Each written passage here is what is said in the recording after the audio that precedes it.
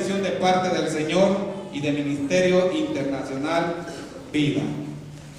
Perdónenme si tenemos un poquito de problema con el audio, pero estamos trabajando en eso. Compramos una consola más grande y como que no le hemos aprendido el idioma, pero muy pronto aprenderé. Pero todo lo que hacemos, lo hacemos para el Señor. Hay una parte especial en esta tarde y quisiera que pusieran un poquito de su atención para que todos juntos podamos participar y disfrutar esto que han preparado las hermanas para el Señor y todos ustedes.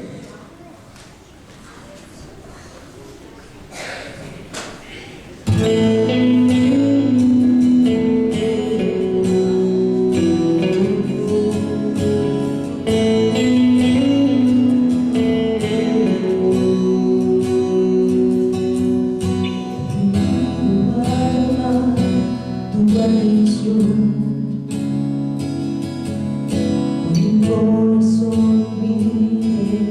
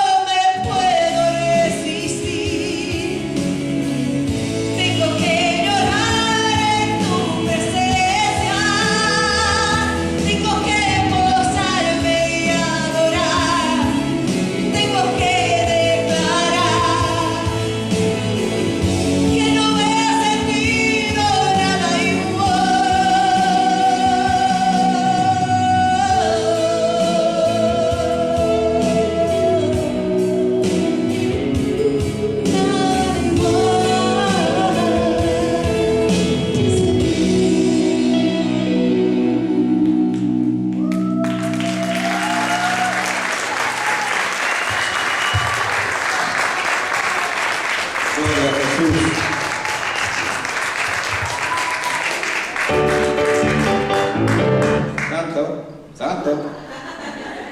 Vamos a colocar el escenario. Apóstol, el tiempo es de Dios y suyo.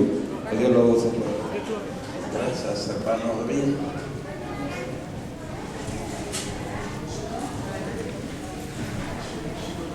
Hermanos, este es el tiempo de premiar a los hermanos que han leído la Biblia.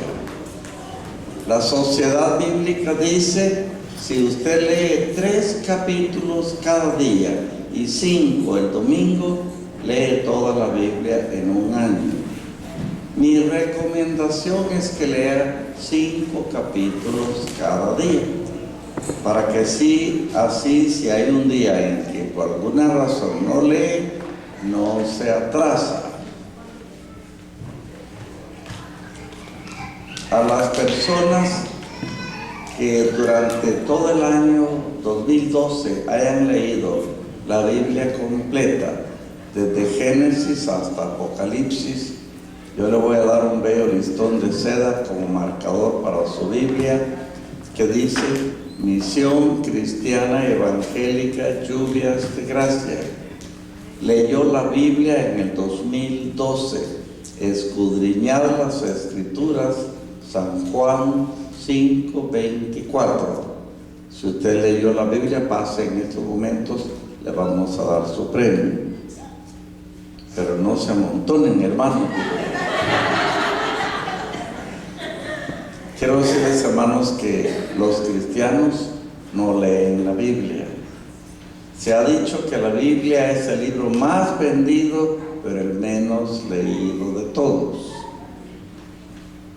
Pero quiero decirle que la fuerza espiritual proviene de leer la palabra de Dios.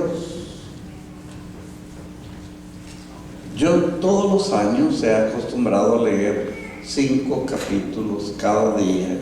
He terminado la Biblia ahí como por septiembre, de ahí no he leído el resto y en enero he vuelto a empezar. Pero el año pasado, el año antepasado, 2011, yo dije, voy a duplicar, voy a leer 10 capítulos diarios. Durante el año 2011 me salieron 4 lecturas de la Biblia. Durante el año pasado me salieron 5. Este año, estamos en febrero, esta mañana terminé el libro de Isaías. Ya entro a los profetas mayores, los profetas menores son más pequeños y entro al Nuevo Testamento. ¿A cuántos les gustaría de aquí en adelante leer la Biblia para que si yo vengo dentro de un año, si me invita el hermano David, pueda llevarse su premio? ¿Se atreven a decir un amén? Amén. Amén. Pues les voy a contar. Yo hago esto en cantidad de iglesias. En todas, todos dicen amén, y cuando llega un año después, ninguno lo ha leído. De todas maneras, si usted está firme en leer la Biblia, yo le recomendaría que esta noche no se duerma sin leer Génesis 1 a 5. Mañana usted va a leer Génesis 6 a 10. Pasado mañana va a leer Génesis 11 a 15. Y así se va a ir y se va a dar cuenta qué fácil es leer la Biblia. Cambiemos de tema. Yo quiero hablarles sobre un tema que se llama ¿cómo vemos a Dios? Principiamos con Job, capítulo 23, versículos 3 a 5, que dice: ¿quién me diera el saber dónde hallar a Dios? Yo iría hasta su silla y presentaría mi causa delante de él. Yo llenaría mi boca de argumentos y comprendería lo que él me respondiera y sabría lo que él me dijera. Usted se recuerda la gran frustración en que se encontraba Job. Sus 10 hijos murieron en un accidente. Todo su ganado se perdió. Tribus vecinas entraron, se robaron una parte. y por otra dice que llovió fuego del cielo y consumió el resto del ganado.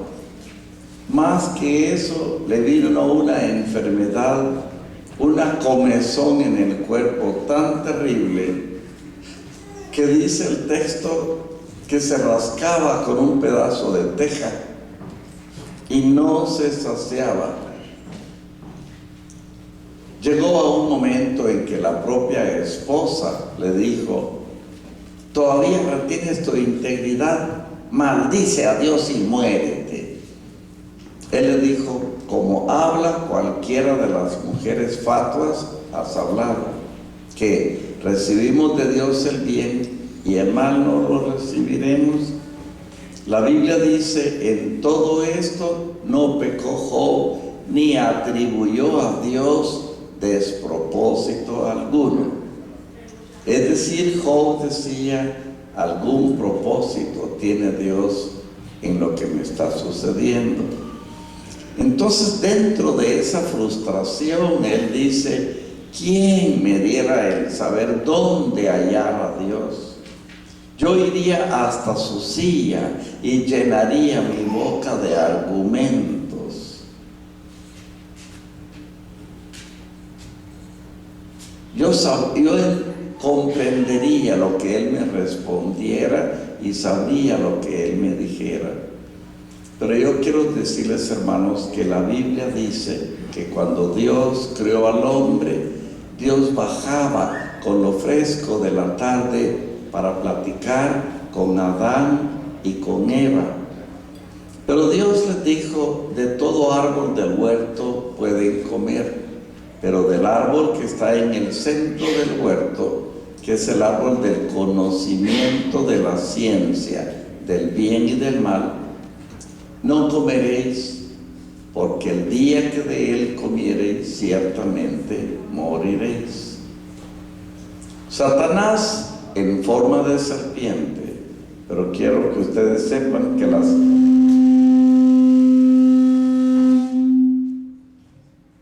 serpiente no era el reptil alargado que nosotros conocemos. Tiene que haber sido un animal bellísimo, tal vez como una guacamaya. Podía hablar. Satanás le dijo: con que Dios os ha dicho, no comáis de todo árbol del huerto. Ella le dijo: ¿cómo no? De todo árbol del huerto podemos comer, pero del árbol que está en el centro del huerto, que es el árbol del conocimiento de la ciencia, del bien y del mal, dijo Dios: no comeréis de él ni le tocaréis. Según nuestra versión, ella le agregó: porque el día que de él comiereis, ciertamente moriréis. El diablo le dijo: no moriréis, sino que sabe Dios que el día que de él comiereis, serán abiertos vuestros ojos y seréis como Dios, sabiendo el bien y el mal. Quiero hacerles notar, hermanos, que el diablo dijo media verdad y media mentira. Quiero decirles que así son las sectas. Las sectas le dicen a usted media verdad y media mentira. Las sectas, principiando con el catolicismo romano, adventismo del séptimo día, testigos de Jehová, mormones, le presentan a usted un cuadro muy bíblico mientras ganan la voluntad suya y después le meten sus doctrinas falsas. Cuando el diablo le dijo: sabe Dios que el día que de él comiereis, serán abiertos vuestros ojos y seréis como Dios, sabiendo el bien y el mal, ahí le dijo una verdad. Pero cuando le dijo: no moriréis, ahí estuvo el problema. Yo quiero preguntarles, hermanos, ¿murieron ellos o no murieron? Yo quiero proponerles que ellos murieron de 4 formas diferentes. Bueno, quiero decirles que la mujer comió y vio que no se murió, porque de veras no se murió. Ella vino con Adán, su marido, y le dijo: fíjate que yo comí y no me morí, le dijo. Ah, ya fregaste vos, le dijo ella. ¿Y ahora qué hacemos? Primera Timoteo 2:14 dice: aunque Adán no fue engañado, pero la mujer, siendo engañada, incurrió en transgresión. Este pasaje de Primera Timoteo 2:14 me enseña a mí que cuando ella le dijo, y recuerde que no era árbol de manzana como la gente regularmente dice, sino árbol del conocimiento de la ciencia del bien y del mal. Cuando ella comió y se dio cuenta que era una fruta muy sabrosa, vino con Adán y le dijo: fíjate que yo comí y no me morí, le dijo. Y él le dijo: ah, ya fregaste vos, ¿y ahora qué hacemos? La Biblia dice que Adán voluntariamente decidió hacerse del lado de su mujer. Yo fui a llevar un curso bíblico a un país muy lejano que se llama Singapur, que queda a 6 horas en avión desde el Japón rumbo a Australia. Un gringo nos estaba dando clase y él nos dijo: ¿qué debió haber hecho Adán cuando ella le confesó que había comido? A nosotros no se nos ocurría qué contestarle al gringo. ¿Sabe qué nos dijo? Adán debió haber dicho: Dios, yo estoy dispuesto a morir por el pecado de ella. Bueno, yo no sé, eso no sucedió. El hecho es que Adán voluntariamente comió y vio que no se murió. Ahora, hermanos, yo quiero decirles que ellos murieron de 4 formas. Lo primero es una muerte social. En Génesis 3:10 dice: oí tu voz en el huerto y tuve miedo, porque descubrí que estaba desnudo y fui y me escondí entre los árboles del bosque. Dios le dijo: ¿quién te enseñó que estabas desnudo? ¿Has comido del árbol del cual te dije que no comieras? Y él dijo: la mujer que me diste por compañera me dio y yo comí. Les voy a contar un chiste, pero es cierto. Mi esposa a veces me trae un platillo bien sabroso de la cocina y me dice: mira, la mujer que te dio Dios por compañera. Y yo le digo: me dio y yo comí, le digo. Bueno, de todas maneras, hermanos, la primera mención en la Biblia de la palabra miedo o temor es Génesis 3:10. De ahí para acá vivimos en temor. Se los voy a probar. En la noche, usted antes de dormirse, lo primero que hace es asegurarse de que la puerta de calle tenga llave, para que no vaya a venir alguien mientras usted esté dormido, pues por lo menos a robarle cosas o a hacerle daño. Vivimos en temor. Alguien ha dicho que el hombre teme al hombre y no vive sin el hombre. Pero esa es la realidad. Yo no sé de ustedes aquí, pero en la ciudad de Guatemala, si yo ando a las 10 de la noche por una calle y yo noto que alguien me viene siguiendo, me pongo tenso y miro para atrás, si no será un asaltante. Pero repito, la evidencia que vivimos en temor, y si usted tiene un automóvil, le pone llave al automóvil y tal vez una alarma para que si alguien abre, suene la alarma. Vivimos en temor. En segundo lugar, ellos experimentaron la muerte económica. Génesis 3:19.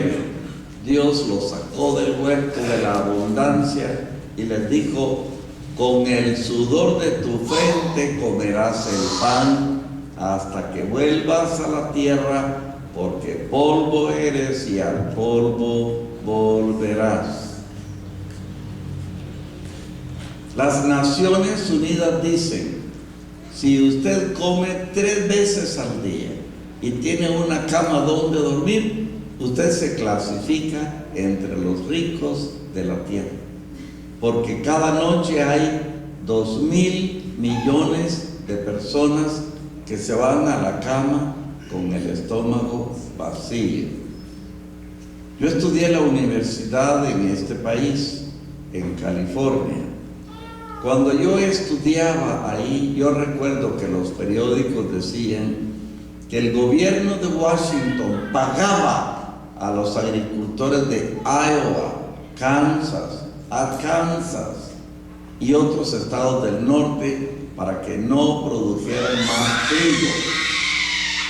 Ellos tienen unas máquinas, como son estados planos completamente, sin montañas, tienen unas máquinas que van sembrando 35 surcos para allá y vienen de regreso sembrando 35 surcos y así cosechan también.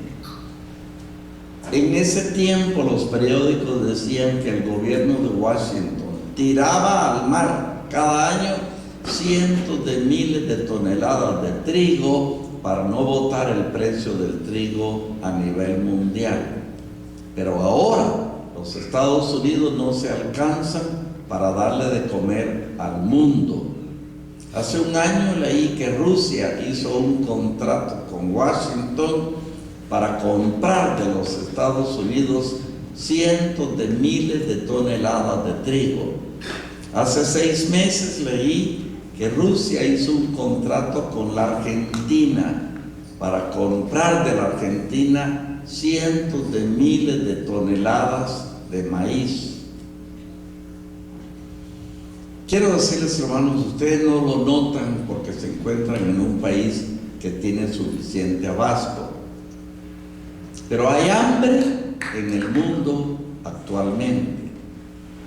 ¿De dónde proviene esa hambre? Del aumento desmedido de población.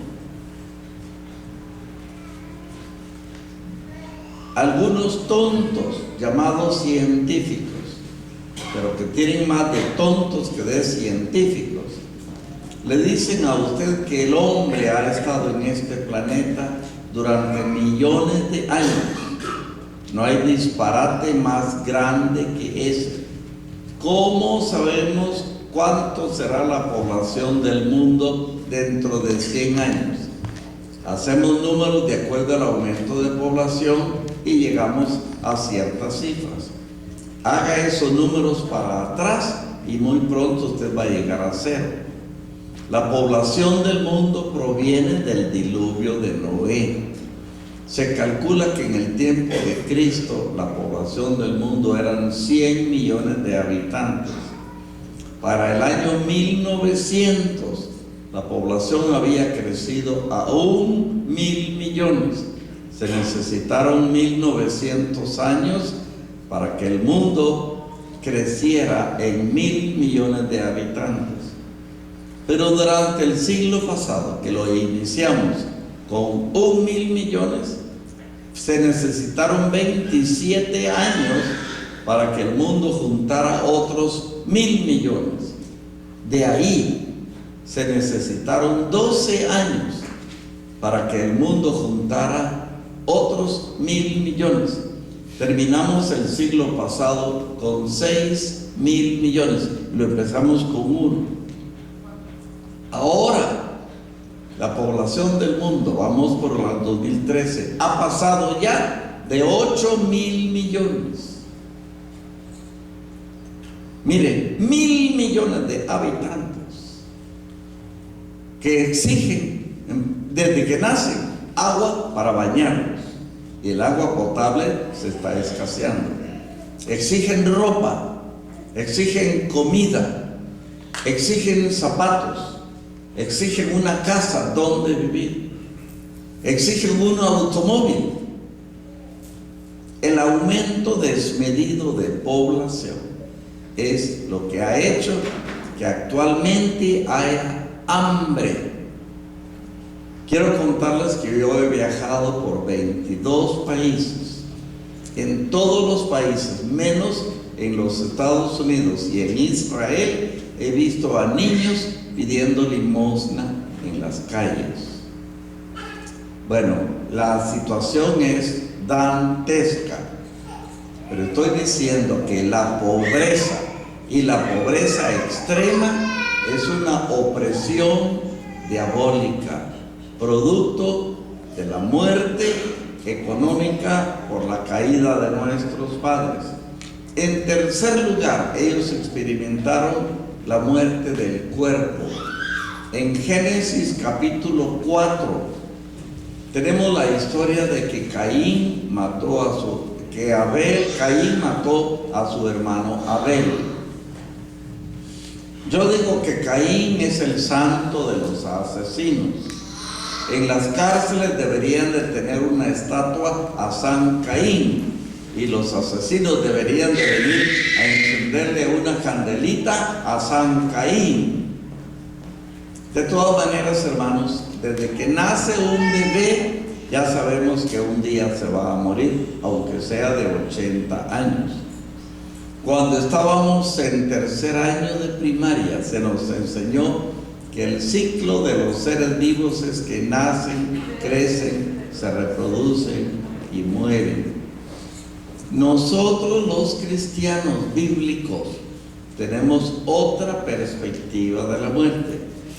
Yo tengo un mensaje donde yo les pruebo que para el cristiano el momento de la muerte del cuerpo es el momento más emocionante de su vida, porque en ese momento él descubre que morirse no es sino salirse de un cuerpo que ya no sirve, entrar a la dimensión espiritual, ver a los ángeles de Dios que le toman, le colocan en un elevador de alta velocidad y en cuestión de segundos le tienen en otro planeta llamado cielo. ¿Qué es el cielo? Es otro planeta. Pero alguien que acaba de escribir un libro que se llama Mi tiempo en el cielo, porque estuvo muerto 8 horas y estuvo en el cielo, dice, es un planeta 1.000.000 de veces más grande que la Tierra, lo que él vio. De todas maneras, en ese planeta no existen hospitales, no existen cementerios, no existen cárceles. Pero nos dice 1 Corintios 15:50 que para entrar a ese planeta es necesario salir de este cuerpo de carne y de sangre. 1 Corintios 15:50 dice, porque la carne y la sangre no pueden heredar el reino de Dios. Estoy diciendo que nosotros los cristianos tenemos otra perspectiva de la muerte, pero aún así la muerte del cuerpo siempre es una experiencia triste. No es agradable decir adiós porque se muere papá, se muere mamá, un hijo, un hermano, un amigo, un esposo o una esposa. Siempre es triste decir adiós. Pero la muerte del cuerpo es la tercera clase de muerte que ellos experimentaron desde que Caín mató a Abel. Pero en cuarto lugar, ellos experimentaron la muerte más devastadora, y fue la muerte espiritual. ¿Qué entendemos por muerte espiritual? Que Dios, que es un espíritu puro y santo, se alejó del hombre. El hombre ya nunca vio a Dios, ya nunca sintió a Dios, ya nunca oyó a Dios. Isaías 59, 1 y 2. He aquí que no se ha acortado la mano de Jehová para salvar, ni su oído se ha agravado para oír, pero vuestras iniquidades han hecho división entre vosotros y vuestro Dios, y vuestros pecados han hecho ocultar de vosotros su rostro para no oír. Por la muerte espiritual el hombre se sintió solo en el universo y razonó: si yo trabajo, yo como; si no trabajo, no como. De esto de Dios yo no sé. Entonces la muerte espiritual fue la más devastadora de las muertes que ellos experimentaron. Este fenómeno de la muerte espiritual dio lugar a 3 filosofías o corrientes de pensamiento humano. La primera de ellos es el ateísmo. La palabra ateo proviene de 2 términos griegos: a, que significa sin, y teos, Dios. La palabra ateo significa sin Dios. Salmo 14:1: dijo el necio en su corazón: no hay Dios. La palabra necio significa tonto. La Biblia dice que es de tontos negar la existencia de Dios. Leí en un libro recientemente que en los Estados Unidos de América 2.7% de la población se identifica como atea, es decir, que unos 5 a 6 millones de habitantes. Cuando yo leí eso dije: pobrecitos, gente para poblar el infierno. Una obrera nuestra ha hecho 3 viajes evangelísticos a Cuba. En el primer viaje ella estaba predicando en una casa, cuando alguien que estaba sentado le dijo: señorita, pido la palabra. Yo quiero que usted sepa que yo soy catedrático de la Universidad de La Habana y yo sé que Dios no existe. Si Dios existe, ¿por qué estamos aquí en Cuba muriéndonos de hambre? Ella le dijo: Dios existe, tenga usted que comer o no tenga. Con eso lo cayó. Quiero decirles, hermanos, que en Cuba un médico y cirujano gana $20 al mes, y los sueldos del resto de la población van de ahí para abajo. Por la clase de gobierno que ellos tienen, es un pueblo en alta miseria y hambre. Estoy diciendo que los médicos ganan $20 al mes.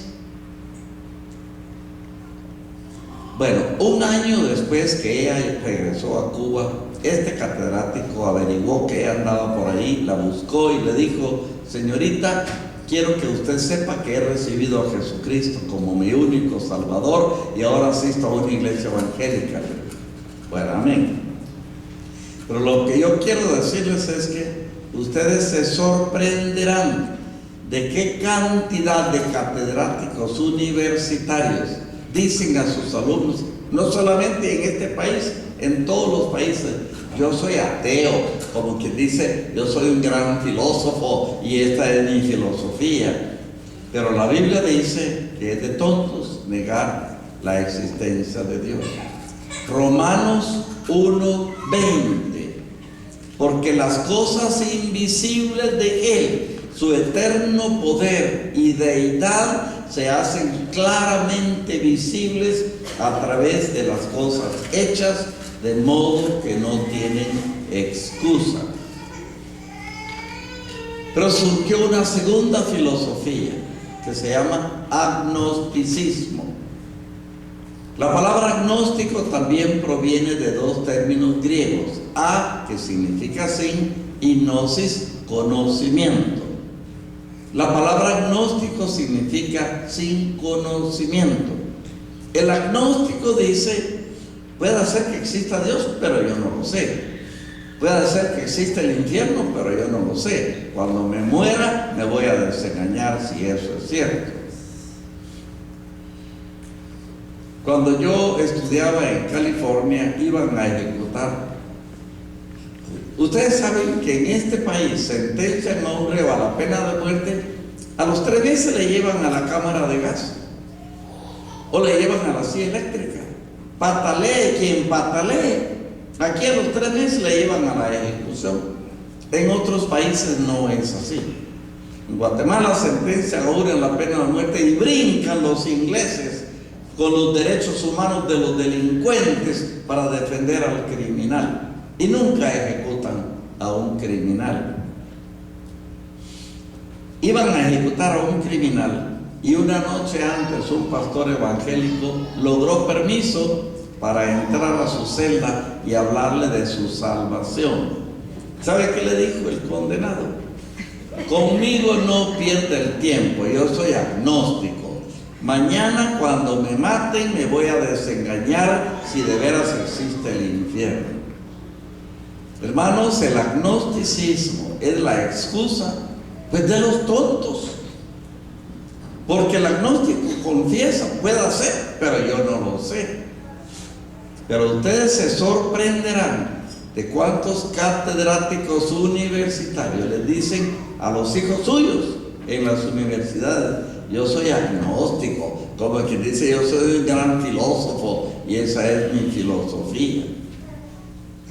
Pero surgió una tercera corriente filosófica que es la idolatría. Cuando el hombre tiene una gran sed por encontrar al Dios vivo, cuando no lo encuentra, hace una estatua y la adora. Usted sabe que la Biblia está llena de pasajes que dicen que estas estatuas tienen ojos pero no ven, boca tienen pero no hablan, oídos tienen pero no oyen, como no andan, las tienen que cargar. Semejantes a ellos son los que las hacen y cualquiera que confía en ellos. Salmo 115, Salmo 135, etc. Quiero decirles que yo no comprendo a la Iglesia Católica Romana. Usted sabe que el catolicismo es un sistema de adoración de estatuas. Ellos no viven sin sus estatuas. En Guatemala, la Iglesia Católica acostumbra traer a campesinos del interior de la República a una universidad católica en la ciudad de Guatemala, que se llama Universidad Rafael Andívar, para darles clase para que ellos vayan a catolicar más a los campesinos. Este hermano me contó que él estaba, un hermano indígena, fue llevado a la Universidad Rafael Andívar, y cuando un cura les estaba dando clase, le dijo: pido la palabra, padre, yo quiero que usted me diga cuál es la interpretación católica de Éxodo 23 a 5. Yo sé que ustedes no leen la Biblia porque ya me lo confesaron, pero tal vez saben qué quiere decir Éxodo 23 a 5. No te harás imagen ni ninguna semejanza de lo que esté arriba en el cielo, ni abajo en la tierra, ni en las aguas debajo de la tierra. No te inclinarás a ellas, ni las honrarás, porque yo soy Jehová tu Dios, fuerte, celoso, que visito la maldad de los padres sobre los hijos hasta la tercera y cuarta generación de los que me aborrecen, y que hago misericordia a millares de los que me aman y guardan mis mandamientos. El cura le dijo: yo creo que a usted ya se lo están envolviendo los protestantes. Él le dijo: padre, yo no he tenido nada que ver con ningún protestante, pero la gente en Alta Verapaz me pregunta y yo quiero saber cuál es la interpretación católica de este pasaje. El cura le dijo: le voy a decir la verdad. Los evangélicos tienen razón. Nosotros no deberíamos tener imágenes, pero como nuestra autoridad, el Papa, no lo ha autorizado, no las podemos quitar. Si usted no está satisfecho, va a tener que terminar de pastor evangélico. Pues el hermano renunció al catolicismo y ahora es pastor evangélico. Pero lo que estoy diciendo es, no estoy criticando la sinceridad de estas personas en lo que es América Latina o Europa. Pasan por las calles en grandes procesiones paseando estatuas. Yo realmente no comprendo por qué creen que deben pasear una estatua. Supongo que ellos asumen que estas estatuas se aburren de estar encerradas en los templos y necesitan que las saquen a pasear. Luego en la tarde las entran otra vez. Pero lo que estoy diciendo es, el ser humano tiene una gran sed por encontrar al Dios vivo, y al no encontrarlo hace una estatua y la adora. Ahora vamos a la parte más importante de este mensaje.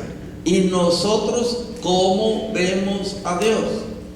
Yo quiero proponerles que vemos a Dios de 4 formas.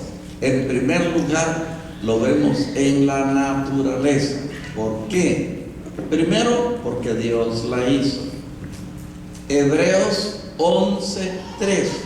Por fe entendemos haber sido constituido el universo por la palabra de Dios, de modo que lo que se ve fue hecho de lo que no se veía. Génesis 1:1, toda la gente lo sabe.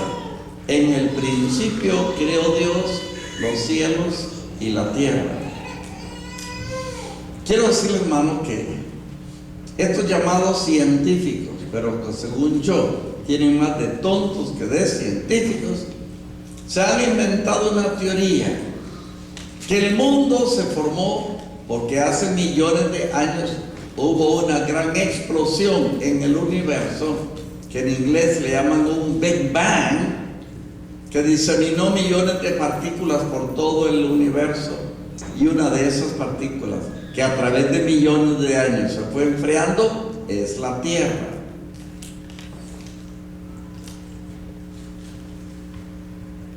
Hace como un año leí en Guatemala, en un periódico, que a una escuela primaria en los Estados Unidos, una maestra de tercer año de primaria puso un test a los niños y una pregunta decía: diga cómo se formó el mundo. Un niño escribió: Dios lo hizo. Ella le puso 0, porque ella esperaba que el niño le dijera: hubo un Big Bang. El papá del niño presentó una queja ante la junta escolar, y la junta escolar dio la razón a la maestra. El papá entonces mandó una queja a una autoridad superior del estado. De ahí ya no recuerdo, ni recuerdo en qué estado fue, pero esto es legítimo. Yo estaba en una ciudad de México donde tenemos una iglesia, una ciudad pequeña de unos 60,000 habitantes. Cuando terminé este mensaje, una niña de unos 12 años se me acercó y me dijo: hermano Mundo, yo tengo que escribir un reporte para la escuela sobre el Big Bang. Fíjese que no estoy hablando de los Estados Unidos, estoy hablando de México y de un pueblo pequeño. Esta tontería se está explicando en todo el mundo. La teoría no termina ahí. Dice que de repente vino un meteorito del espacio exterior que trajo una célula viva y pegó en el mar, en un mar. Ahí se desarrolló en renacuajos. Los renacuajos se convirtieron en sapos. Hasta ahí es cierto, porque los renacuajos en el agua se convierten en sapos. Pero de repente, dice, el sapo saltó a la tierra y ahí se convirtió en un lagarto a través de un largo proceso evolutivo. El lagarto se convirtió en perro, el perro se convirtió en caballo, el caballo se convirtió en mono, el mono se convirtió en gente. Quiero decirles, hermanos, que se necesita más fe para creer esa tontería que para creer lo que dice la Biblia, que un Dios inteligente creó al hombre inteligente con un propósito inteligente. Amén.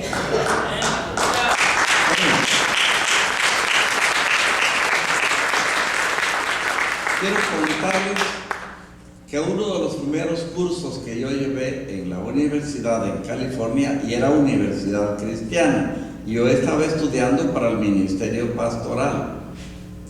Era un curso que se llamaba American History, historia americana. El primer capítulo enseñaba eso del Big Bang y de la evolución. Ahí vi una lámina donde estaba un mono feo, negro, africano. Después estaba un negro africano, labios gruesos. Después estaba un indio americano. Después estaba un blanco europeo, enseñando que de una raza se había evolucionado a la otra. Yo leí todo el capítulo porque era mi obligación. Y yo dije, vamos a ver qué explica el profesor sobre esto mañana. ¿Sabe qué hizo el profesor como él era cristiano? Pasen al capítulo 2, dijo. Lo pasó por alto. Yo me puse a pensar, si el profesor no enfrentó este problema, es que eso debe ser cierto. Y hermanos, como el profesor no lo enfrentó, yo razoné, eso debe ser cierto. Me llené de esa idea, me costó mucho salir de esa idea. Llegué tan obsesionado que yo llegaba al comedor y a mis compañeras les miraba caras de monas. A mis compañeros les miraba caras de monos. Quiero decirles que con el tiempo yo mismo descubrí que el método científico se define como lo que se puede ver, pesar, medir y repetir. Como nadie vio ese Big Bang, nadie vio cuando un mono se convirtió en gente.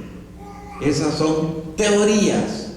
¿Qué es una teoría? Es una idea que no se puede probar. Eso es lo que el profesor debió habernos explicado, pero a él no se le ocurrió. Yo lo descubrí a través de leer y pasó mucho tiempo. Esa idea me hizo mucho daño. Finalmente la superé. Repito, se necesita más fe para creer en esas fantasías de un Big Bang y esta evolución tonta, que para creer lo que la Biblia dice, que un Dios inteligente creó al hombre inteligente con un propósito inteligente. Estoy diciendo, vemos a Dios en la naturaleza porque Dios la hizo. En segundo lugar, porque Dios la sostiene. Escúcheme lo que le voy a explicar. Usted sabe que el sistema planetario solar tiene 9 planetas: Mercurio, Venus, Tierra, Marte, Júpiter, Saturno, Urano, Neptuno y Plutón. La Tierra es el tercer planeta y es el único planeta que se encuentra a la verdadera distancia del Sol para que haya sol durante el día, frío durante la noche, y esos dos fenómenos son necesarios para que las plantas produzcan clorofila. ¿Qué es la clorofila? Son las hojas, son los frutos, son los mangos que usted se come, son los bananos que usted se come, son los frijoles que usted se come. Eso es clorofila. Estoy diciendo que el calor del día y el frío de la noche son necesarios para que la tierra produzca la comida que usted se come. Le quiero decir algo más. Si la tierra se acercara al sol, nos quemaríamos y la vida sería imposible. Ustedes nunca van a oír que la NASA, la agencia del gobierno de los Estados Unidos para la exploración del espacio, envíe una nave a Mercurio o a Venus, porque ahí se les quema rápido. La mandan a Marte porque saben que ahí hay frío. Entonces ya dije que si la Tierra se acercara al Sol, nos quemaríamos y la vida sería imposible. Si la Tierra se alejara del Sol, nos congelaríamos y la vida sería imposible. La Tierra se encuentra a la distancia exacta del Sol, para que venga sol durante el día y frío durante la noche. Mi pregunta: ¿por qué la Tierra no se acerca al Sol y nos quemamos, ni se aleja del sol y nos congelamos. Pregúntele a un científico. El científico le va a decir porque está en su órbita. Y usted le pregunta al científico, ¿y qué es una órbita? Él le va a decir, es el lugar donde los planetas giran alrededor del sol. Hasta ahí puede llegar él. Pero la Biblia dice, y yo se lo voy a probar, que el poder de Jesucristo es el que sostiene a la tierra en su lugar. Efesios 1:16 dice, Él es antes de todas las cosas, y todas las cosas en Él subsisten. Hebreos 1:3, quien sustenta todas las cosas con la palabra de su poder. Mire bien que la Biblia dice que el poder de Jesucristo es el que sostiene a la tierra en su lugar. Hermanos, la luna, que ahí nomás está a 384,000 kilómetros de distancia de la Tierra, no tiene, los científicos le dicen, no tiene atmósfera. Es decir, no hay aire que respirar. Con frecuencia sale en las revistas una fotografía de los 2 astronautas que bajaron a la luna en 1969. Mire esa fotografía.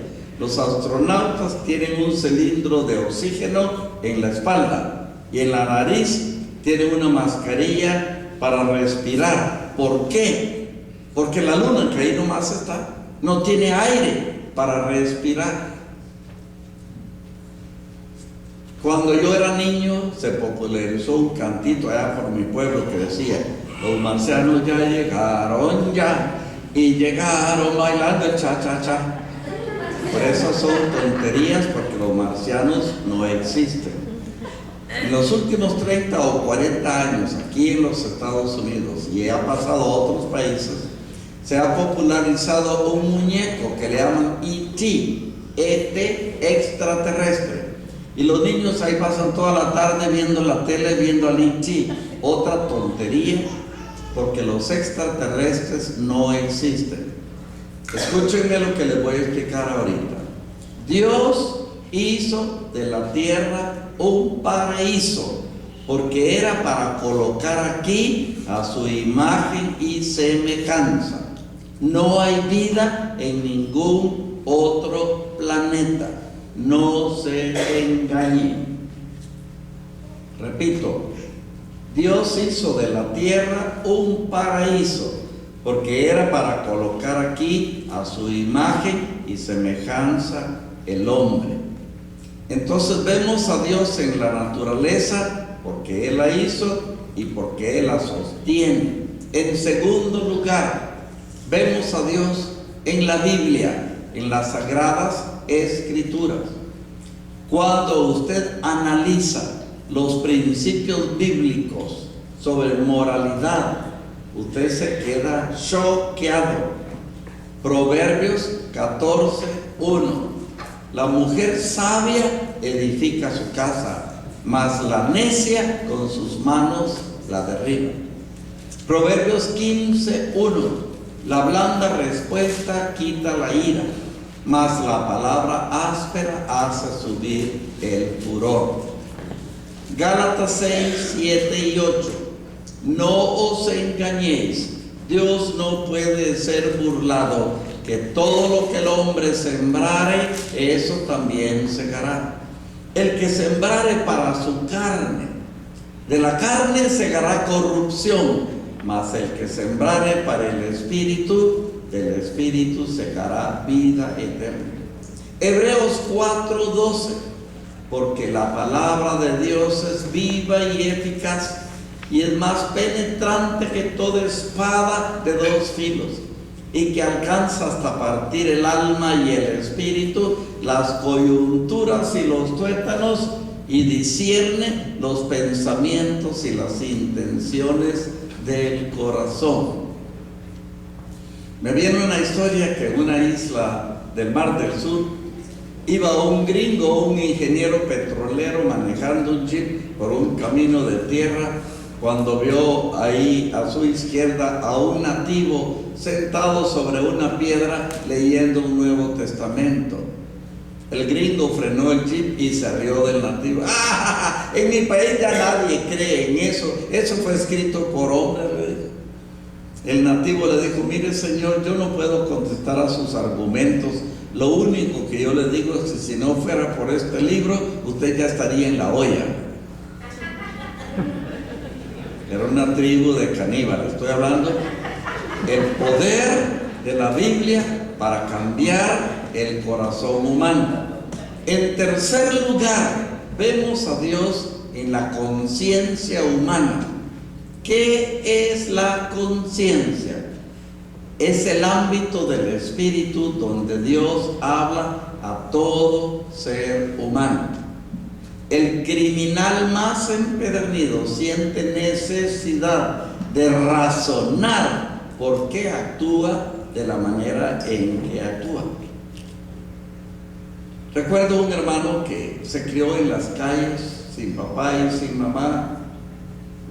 Se iba a un mercado, se robaba un cajo de bananos y salía corriendo. Las mujeres lo corrían, no lo alcanzaban. A ratero, decía.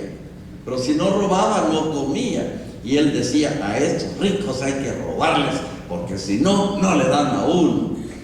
Sentía necesidad de razonar por qué hacía lo que hacía. Bueno, se convirtió en una cárcel y se convirtió en un gran predicador. Pero bien, lo que yo le estoy diciendo es que sus vecinos inconversos no están de acuerdo con los asaltos bancarios, no están de acuerdo con las violaciones de mujeres, no están de acuerdo con los asesinatos y no son cristianos.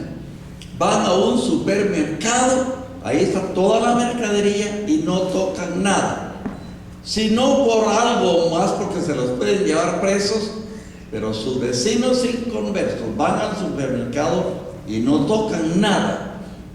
Romanos 2, 14 y 15. Dice: porque cuando los gentiles que no tienen ley hacen por naturaleza lo que es de la ley, estos, aunque no tengan ley, son ley para sí mismos, mostrando la obra de la ley escrita en sus corazones y dando testimonio su conciencia, acusándoles o defendiéndoles sus razonamientos. La palabra ley significa Biblia. Vamos a repetir Romanos 2, 14 y 15, poniendo la palabra Biblia donde dice ley. Dice así: porque cuando los inconversos que no tienen Biblia hacen por naturaleza lo que es de la Biblia, estos, aunque no tengan Biblia, son Biblia para sí mismos, mostrando la obra de la Biblia escrita en sus corazones y dando testimonio su conciencia, acusándoles o defendiéndoles sus razonamientos. En cuarto lugar, vemos a Dios en Jesucristo. Hebreos 1, 1 a 3 dice: Dios, habiendo hablado muchas veces, de muchas maneras, en otros tiempos a los padres por los profetas, en estos postreros días nos ha hablado por el Hijo, a quien constituyó heredero de todo y por quien asimismo hizo el universo, el cual, siendo el resplandor de su gloria y la imagen misma de su substancia, y quien sostiene todas las cosas con la palabra de su poder, después de haber efectuado la purificación de nuestros pecados por medio de sí mismo, se sentó a la diestra de la majestad en las alturas. Este pasaje es rico, lo que en teología llamamos cristología. Yo estaba recientemente viendo un programa cristiano de televisión, uno de estos predicadores famosos, y de este pasaje Él sacó 2 pensamientos para desarrollar un gran mensaje. Yo creo que podríamos sacar hasta 8 pensamientos de este pasaje sobre el tema de cristología. Pero bien, yo no voy a seguir elaborando sobre Hebreos 1 a 3. Quiero llevarlos a San Juan 1 a 3, que dice: en el principio era el verbo, y el verbo era con Dios, y el verbo era Dios. Este era en el principio con Dios. Todas las cosas por Él fueron hechas, y sin Él nada de lo que ha sido hecho fue hecho. Yo quiero decirle, hermanos, que hay cosas que están reveladas en la Biblia y cosas que no están reveladas. Deuteronomio 29 dice: las cosas secretas pertenecen a Jehová nuestro Dios, mas las reveladas son para nosotros y para nuestros hijos para siempre. La palabra principio no está revelada. Usted no puede entender cuándo fue el principio. ¿Cuándo fue el principio? Porque en el principio era Jesucristo, y Jesucristo era con Dios, y Jesucristo era Dios. Sería hace 100 millones de años. Y antes de eso, ¿qué había? Entonces, el principio no pudo haber sido hace 100 millones de años. Hace 1000 millones de años. Y antes de eso, ¿qué había? No importa qué fecha usted ponga, usted se pregunta: ¿y antes de eso qué había? Lo que le estoy diciendo es que la palabra principio no está revelada. La mente humana no la entiende. Pero la Biblia dice: en el principio era Jesucristo, y Jesucristo era con Dios, y Jesucristo era Dios. Pero el versículo 14 dice, San Juan 1:14: y aquel verbo se hizo carne y habitó entre nosotros, y vimos su gloria, gloria como del unigénito del Padre, lleno de gracia y de verdad. Pero el versículo más fuerte, hermanos, es el versículo 18, Juan 1:18. Dice: a Dios nadie le vio jamás. El unigénito Hijo que está en el seno del Padre, Él le ha dado a conocer. La Biblia enseña que para conocer a Dios hay que conocer a Jesucristo. ¿Cómo conocemos a Jesucristo? Diciéndole: Señor Jesús, reconozco que soy pecador, yo te necesito, entra a mi corazón. Perdóname todos mis pecados, cambia mi vida, haz de mí lo que tú quieras. Quiero decirle, hermanos, que esto tiene que ver con el misterio del nuevo nacimiento. Cristo dijo: el viento de donde quiera sopla y oye su sonido, mas no sabe de dónde viene ni a dónde va. A pesar de que ya les expliqué que el viento pertenece al planeta Tierra. El Señor Jesús estaba enseñando que hay cosas que no se miran, pero son reales. Bueno, Dios, el diablo, los ángeles, los demonios, etc. Pero les quiero hablar de cosas más prácticas. El amor, la paz, la tranquilidad, no se miran, pero son reales. Por el otro lado, la raíz de amargura, el odio, no se miran, pero son reales. Con frecuencia ustedes miran en las revistas una fotografía de Marilyn Monroe. Lo digo porque yo vi una revista la semana pasada y ahí estaba la foto de Marilyn Monroe, que tiene más de 20 años de muerta. Esta era una artista de cine con gran éxito, bellísima, una rubia bellísima, con millones de dólares en sus cuentas bancarias. Pero de repente se tomó puño de pastillas de veneno y se suicidó. Y el mundo se quedó pensando por qué una artista de tanto éxito se haya suicidado. Esta es la historia. Cuando ella tenía 5 años, un tío, hermano de su mamá, la violó. Ella fue a ponerle queja a su mamá y su mamá le pegó por estar hablando mal de su hermano. Ahora ella tenía 2 rencores: contra el tío que la había violado y contra la mamá que le había pegado por haberle dicho lo que le había hecho el tío. Nunca superó esa raíz de amargura. Parecía un artista de cine de gran éxito, pero estaba siendo comida por dentro por esa raíz de amargura. Finalmente se tomó un puño de pastillas de veneno y se suicidó. Estoy diciendo que hay cosas que no se miran, pero son reales. Así es el nuevo nacimiento. Segunda Corintios 5:17. De modo que si alguno está en Cristo, nueva criatura es. Pero el griego dice nueva creación. Las cosas viejas pasaron y aquí todas son hechas nuevas.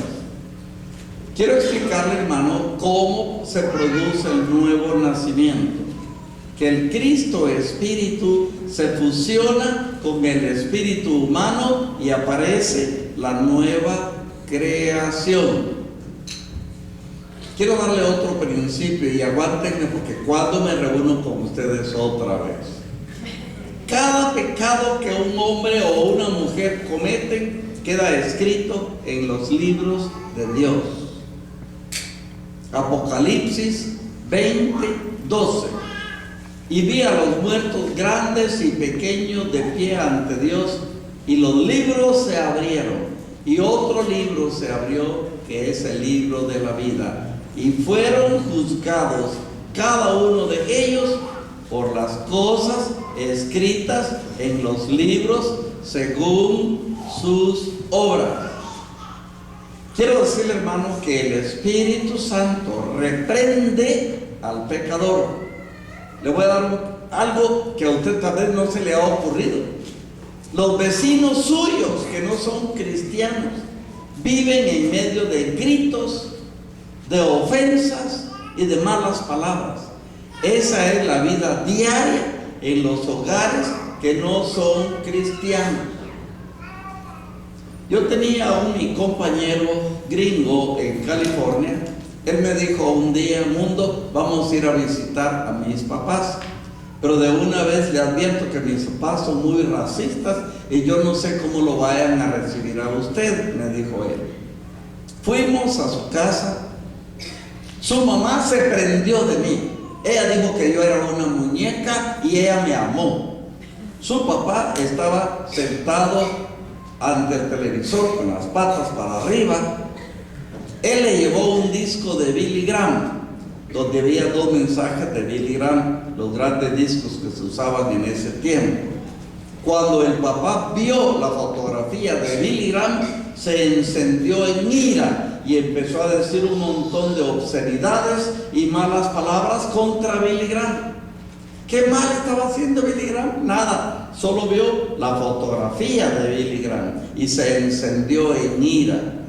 Más tarde, de un grito y con malas palabras, le pidió a la esposa que le llevara comida al televisor. Ella calladamente le llevó un plato de comida. Pero yo me puse a pensar, esa es la vida de los hogares inconversos.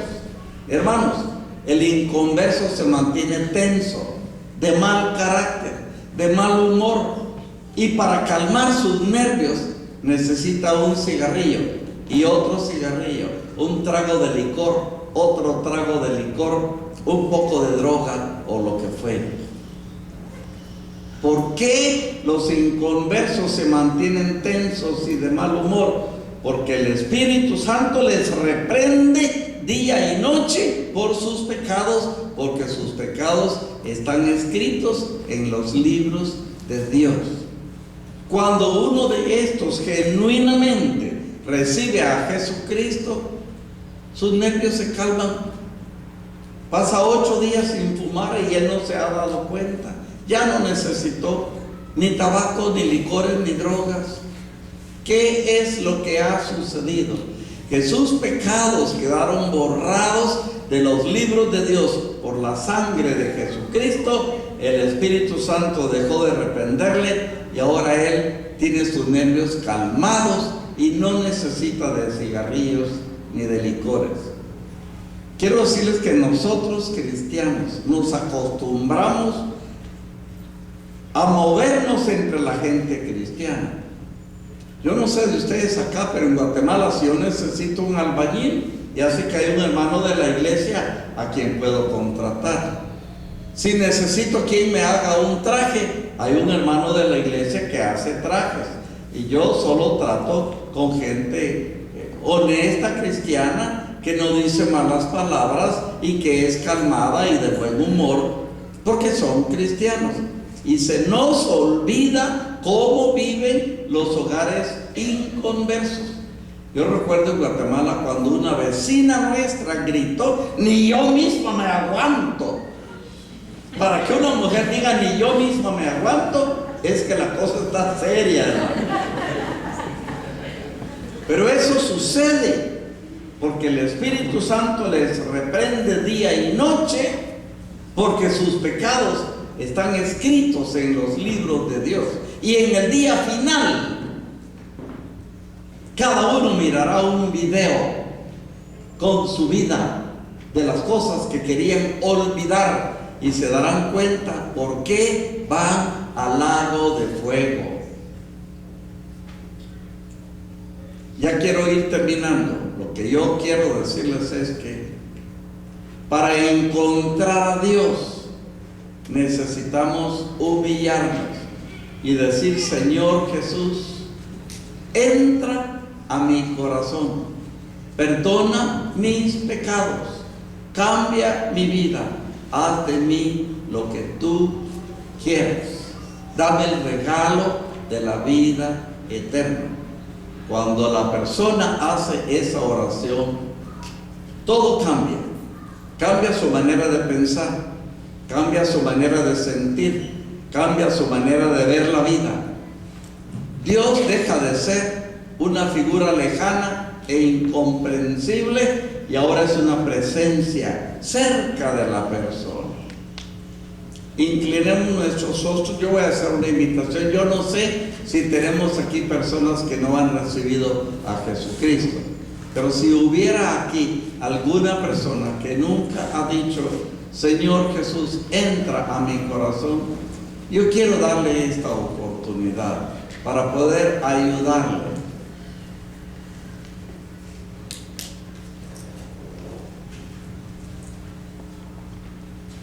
Y les voy a decir, yo no creo en invitaciones largas, porque yo creo que el que tiene hambre de Dios brinca y quiere de Dios. No sé si hoy vamos a poder, hermano pastor, ministrar sanidad divina. No sé. Si alguno de ustedes tiene una enfermedad, quiere que oremos por ella. Quiero decirles, hermanos, que por alguna razón que no entiendo, el Señor me ha dado un don de sanidad. Yo estaba en México en una iglesia. Cuando terminé de ministrar sanidad divina, una hermana dijo: ¿puedo decir unas palabras? Pasó y dijo: cuando el hermano vino la vez anterior, yo pasé porque tenía unas pelotas cancerosas en un pecho. Los médicos hablaban de amputarme el pecho. Después, un día después de la administración, descubrí que mi pecho estaba totalmente limpio, no había ni trazas de cáncer, estaba totalmente curada de cáncer. Otra hermana pasó y dijo: la vez pasada que el hermano vino, yo traje a esta niña de 4 años porque tenía un pie más corto que el otro. Los médicos hablaban de ponerle zapatos ortopédicos, pero el otro día descubrí que el pie corto le había crecido, estaban normales los 2 pies. Otra hermana pasó, dijo: la vez pasada que el hermano vino, yo pasé porque estaba grave de diabetes, estaba a base de insulina.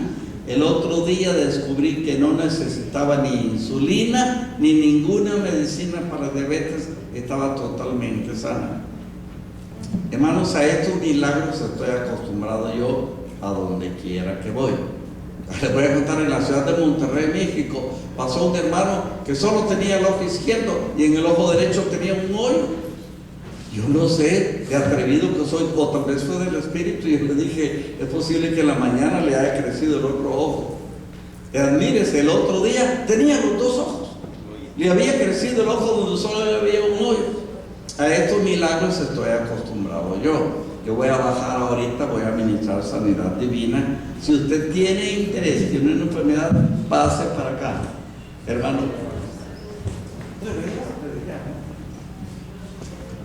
Alabado Dios. Aquellas personas que necesitan la oración ¿verdad? Por algo, pase rápidamente para